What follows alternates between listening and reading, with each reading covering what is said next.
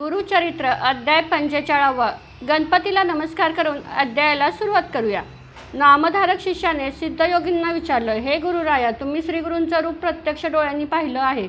तुमचं भाग्य किती थोर आहे, त्याचे वर्णन मी तोंडाने काय करू. तुम्ही साक्षात परब्रह्माचे दर्शन घेतलं आहे. मागील अध्यायामध्ये तुम्ही सांगितलं की श्रीगुरू संगमावरच राहिले. त्यानंतर पुढं काय अपूर्व किंवा अद्भुत घटना घडली ती मला विस्ताराने सांगावी. सिद्धमुनी नामधारकाला म्हणाले, हे वस्ता ऐक. त्या काळी एका दिवशी एक अत्यंत विलक्षण आणि अद्भुत गोष्ट घडली. ती तू एकाग्र चित्ताने ऐक. नंदी नावाचा एक ब्राह्मण होता, ज्याच्या संपूर्ण अंगावर पांढरे कोड म्हणजेच कुष्ठरोग पसरलेला होता. या रोगातून मुक्त होण्यासाठी तो तुळजापूरला गेला आणि तिथे त्याने सलग 3 वर्ष देवीची आराधना केली. त्या ब्राह्मणाने 3 वर्ष कडक उपवास केले आणि त्याचे शारीरिक कष्ट उपसले. शेवटी त्याच्या या कष्टाने प्रसन्न होऊन किंवा कळकळून देवीने त्यांना दृष्टांत दिला की तू गांगनापूर येथील चंडला परमेश्वरी भीमा अमराजा संगमाजवळ जा. अशा प्रकारे अनेक प्रकारे कष्ट उपसत असताना त्याला अचानक एक स्वप्न पडलं. स्वप्नात देवीनं सांगितलं की तू अजिबात उशीर न करता लगेच गांगनापूर या क्षेत्रात निघून जा. तिथे साक्षात दत्तगुरू म्हणजेच ब्रह्मा विष्णू महेश या त्रिमूर्तींचा अवतार राहत आहे. तू मनुष्य देह धारण करून तिथे गेलास तर तुझ्या मनातील सर्व हेतू पूर्ण होतील. तुझे शरीर सुंदर आणि निरोगी होईल. देवीने स्वप्नात असं निरोप दिल्यावर तो ब्राह्मण जागा झाला आणि म्हणाला, देवी, तू हे चांगलं केलंस, पण जर हे तुझ्या हातातच नव्हतं तर मला आधीच 6 महिने का कष्टवलेस. तू तर संपूर्ण जगाची माता तुळजाभवानी आहेस. तुझा निरोप घेऊन आणि तुला तिथे सोडून मी आता या गांगनापुरात श्रीगुरूंना माझे सर्वस्व मानून आलो आहे. तू स्वतःला जगदंबा म्हणवतेस आणि तरीही मला एका मानवाकडे पाठवतेस. यात तुझ्या देवत्वाचे काय राहिलं. उलट हे माझंच भाग्य आहे की मी एका श्रीगुरूंकडे येण्याची संधी मिळाली. जर तू मला पहिल्याच वेळी हा निरोप दिला असतास तर मला इतकं कष्ट का झालं असतं. मी मनात खोटी आशा धरून राहिलो असं म्हणून तो ब्राह्मण अनेक प्रकारे दुःख करू लागला. तो ब्राह्मण अत्यंत हताश झाला होता. तो म्हणाला, एकतर माझे शरीर पूर्ण बरं व्हावं, नाही तर मी माझा जीव देईन. असा ठाम निश्चय करून तो अन्न पाणी त्यागून धरणे धरून बसला. तिथे असलेले देवीचे सर्व पुजारी त्याला म्हणाले, आम्हालाही आज त्या रात्री असा स्वप्नदृष्टांत झाला आहे. तू देवीला दोष देऊ नकोस किंवा तिचा छळ करू नकोस. देवीच्या आज्ञेप्रमाणे तू त्वरित गांगनापूरला निघून जा. जर तू आता इथेच थांबलास आणि गेला नाहीस तर देवीची आज्ञा मोडल्यामुळे आम्ही तुला मंदिराबाहेर काढून देऊ आणि देवाऱ्याच्या जवळसुद्धा उभं राहू देणार नाही.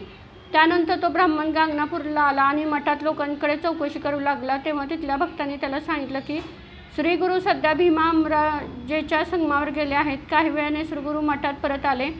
तो ब्राह्मण अत्यंत चिंतेने तिथे उभा होता. भक्तांनी श्रीगुरूंना सांगितलं की एक ब्राह्मण तुमच्या दर्शनासाठी आलाय. भक्तांनी सांगितलं त्याच्या सर्व अंगावर पांढरे कोड आहेत आणि तो सांगतोय की मी स्वामींच्या दर्शनासाठी आलो आहे. अंतर्यामी श्रीगुरूंनी ओळखलं की हा मनुष्य मनात संशय धरून आला आहे. श्रीगुरू त्याला म्हणाला, तू साक्षात देवीची उपासना सोडून एका माणसाकडे कोणत्या कारणासाठी आलायस. तुझ्या मनात संशय धरून तू इथे का आला आहेस. तो ब्राह्मण म्हणाला, हे स्वामी, मी अज्ञानाच्या अंधकारात बुडालो होतो, पण तुमच्या दर्शनाने माझी बुद्धी सात्विक झाली आहे. मी इतका काळ अज्ञानी आणि मंद होतो की मला साक्षात परब्रह्माची ओळख पटली नाही. मी स्वतः पापी आहे. माझे कर्म वाईट आहेत. मी पापाचाच पुतळा आहे आणि स्वतःचे आत्मरूप जाणत नाही. आता मी पूर्णपणे तुमच्या चरणी शरण आलो आहे. हे कृपा सागरा यतिराजा, आज तुमच्या परब्रह्मरूपाचे दर्शन झाल्यामुळे माझी सर्व पूर्व पापे नष्ट झाली आहेत आणि माझ्या मनातील सर्व इच्छा पूर्ण झाल्या आहेत. माझा मुंज आणि विवाह झाल्यानंतर लगेच माझ्या शरीरात हा भयंकर रोग उद्भवला. माझी पत्नी मला सोडून माहेरी निघून गेली आहे.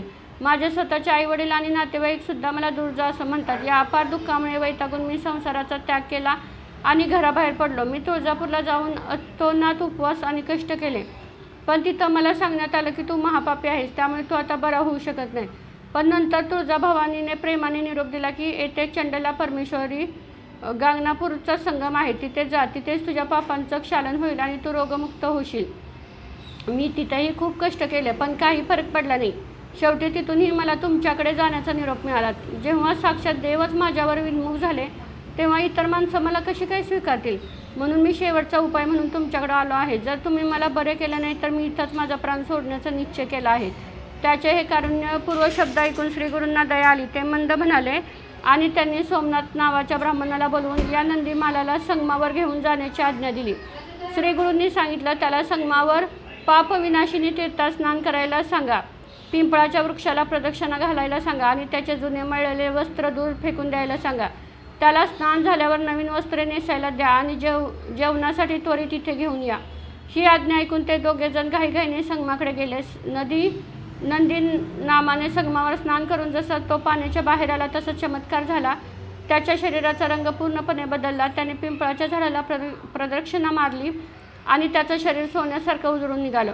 सोमनाथ ब्राह्मणाने त्याला नवीन वस्त्रे दिली आणि त्याचे जुने वस्त्र दूर फेकून दिलं. ते रोगट वस्त्र ज्या भूमीवर पडलं ती जमीन क्षणात खारट आणि नापीक झाली. जेव्हा तो मठात परत आला तेव्हा श्रीगुरू त्याला म्हणाले, तुझी इच्छा पूर्ण झाली आहे, आता तू स्वतःचं शरीर निरखून बघ. ते कसं झालं आहे ते बघ. त्यानं पाहिले की त्याचे संपूर्ण शरीर सुंदर आणि रोगमुक्त झालं होतं, पण फक्त त्याच्या पायाच्या मांडीवर थोडासा पांढरा डाग शिल्लक राहिला होता. ते पाहून तो घाबरला आणि म्हणाला, स्वामी, हा थोडासा भाग का राहिला आहे? श्रीगुरू म्हणाले, तू मनामध्ये संशय घेऊन आला होतास की साक्षात देवीने मला एका माणसाकडे का पाठवलं. तुझ्या मनातल्या याच संशयामुळे आणि अविश्वासामुळे हा थोडासा डाग शिल्लक राहिला आहे. आता यावर एकच उपाय आहे. तू उत्तम काव्याची रचना कर आणि आमची निरंतर स्तुती कर, म्हणजे स्तोत्र गा. त्याने तुझा हा उरलेला रोगही पूर्ण बरा होईल. नंदीनामा म्हणाले, हे स्वामी, मला तर नीट लिहिता वाचताही येत नाही. मी अत्यंत मंदबुद्धीचा आहे. मग मी काव्याची रचना आणि स्तोत्र कसं काय करू शकेल? तेव्हा श्रीगुरूंनी त्याला सांगितलं, तुझं तोंड उघड आणि तुझी जीभ बाहेर काढ. असं म्हणून श्रीगुरूंनी त्याच्या जिभेवर अंगाची विभूती लावली. ती विभूती लावताच त्याच्या जिभेला सरस्वती प्रसन्न झाली. नंदीनामाने श्रीगुरूंच्या चरणावर डोकं ठेवलं आणि तो हात जोडून उभा राहिला. अंतप्रेरणेने तो अतिशय सुंदर भाषेत स्तोत्र गाऊ लागला. तो म्हणाला, स्वामी, मी अज्ञानी आहे. मला तुमच्या सेवेची योग्य पद्धत माहिती नाही. आईचे रक्त आणि वडिलांचे वीर्य यांच्या संयोगाने गर्भाची निर्मिती होते. ज्याप्रमाणे मुशीमध्ये सोनं तापवलं जातं त्याप्रमाणे पहिल्या 5 दिवसात हा गर्भ एका बुडबुडत्या स्वरूपाचा असतो. 15 दिवसात तो गर्भ स्थिर होतो आणि त्याचा आकार निश्चित होतो. हे गुरुराया, त्यावेळी मला कोणत्याही गोष्टीचं ज्ञान नसतं, कारण पंचमहाभूते तिथे सुप्त असतात. पहिल्या महिन्यात तो एक मांसाचा गोळा बनतो. दुसऱ्या महिन्यात डोकं आणि पाय फुटतात. तिसऱ्या महिन्यात सर्व अवयव आणि 9 द्वारे तयार होतात. 4थ्या महिन्यात पृथ्वी, आप, तेज, वायू आणि आकाश ही पंचमहाभूते एकत्र येतात आणि शरीरात प्राण प्रवेश करतो. परंतु त्यावेळी मला कशाचेही स्मरण किंवा ज्ञान नसतं. 5व्या महिन्यात शरीरावर त्वचा आणि केस येतात. 6व्या महिन्यात श्वासोच्छवास सुरू होतो. 7व्या महिन्यात कान, जीभ, मज्जा आणि रक्त तयार होतं. अशा प्रकारे 9 महिने मी आईच्या गर्भातील विष्ठा, मूत्र आणि रक्तांच्या अत्यंत दुर्गंधीयुक्त वातावरणात अत्यंत कष्ट सोसत राहिलो. गर्भवासात असताना आई जे काही तिखट, कडू किंवा उष्ण पदार्थ खायची त्याने मला आतमध्ये प्रचंड त्रास व्हायचा. अशा प्रकारे 9 महिने मी गर्भात यातना भोगल्या. त्यावेळी मला मायामोहाने वेढलं असल्यामुळे तुमचे स्मरण नव्हते. तुमच्या चरणांचे दान न केल्यामुळे शेवटी मी योनी मार्गातून जन्माला आलो. जन्माला आल्यावर मनुष्य उत्ताना पडतो. ब्रह्मदेवाने त्याच्या कपाळावर जे आयुष्य लिहिलं असतं त्यातील निम्म आयुष्य तर रात्रीच्या झोपेतच वाया जातं. उरलेले आयुष्याचे 3 भाग पडतात: बालपण, तरुणपण आणि वृद्धापण. हे 3 टप्पे मानवी जीवनात ठरलेले असतात. बालपणामध्ये मनुष्य परावलंबी असतो. त्याला अनेक शारीरिक कष्ट सहन करावे लागतात. खेळण्याच्या आणि अज्ञानात पहिली 12 वर्ष निघून जातात. त्या बालपणात खेळण्याच्या नादात तुमचं स्मरण कसं होणार? मी केवळ पूर्वजन्माच्या पाप पुण्यानुसार कष्ट भोगत राहिलो. त्यानंतरच्या तारुण्यात मनुष्य कामवासना आणि मद अहंकार यांच्या आहारी जातो. ज्याप्रमाणे पतंग दिव्याच्या प्रकाशाकडे आकर्षित होऊन स्वतःचा जीव देतो त्याप्रमाणे माणूस मोहाने आंधळा होतो. तारुण्याच्या अहंकारात मी गुरु, माता, पिता कोणालाच मानलं नाही. लोकांची निंदा, नालस्ती करण्यात आणि परस्त्रियांचा ध्यास घेण्यात मी कुळाचा आदर विसरलो. बिनज्ञानी लोकांची निंदा केली, वृद्धांची थट्टा मस्करी केली. पैशाच्या आणि ताकदीच्या नशेत मी कधीही तुमच्या चरणांचं स्मरण केलं नाही. आता जेव्हा शरीराचे वृद्धत्व, म्हातारपण आलं तेव्हा स्वतःची पत्नी आणि मुलंही कंटाळतात. शरीरात कफ वाढल्यामुळे दिवस रात्र खोकला सुरू राहतो. सर्व अवयव गळून पडतात. केस पांढरे होतात. दात पडतात. कानाने ऐकूही येत नाही. डोळ्यांनी दिसत नाही आणि नाकातून पाणी गळू लागतं. अशा अनेक रोगांनी ग्रस्त असताना हे गुरुनाथा, मी तुमची सेवा कधी करणार? आता तुम्हीच माझं रक्षण करा आणि मला या संसार सागरातून पैलतीरी न्या. तुम्हीच या संपूर्ण विश्वाचे तारणहार आहात. तुम्ही मानवी रूप धारण करून आलेले साक्षात परब्रह्म दत्तात्रय आहात.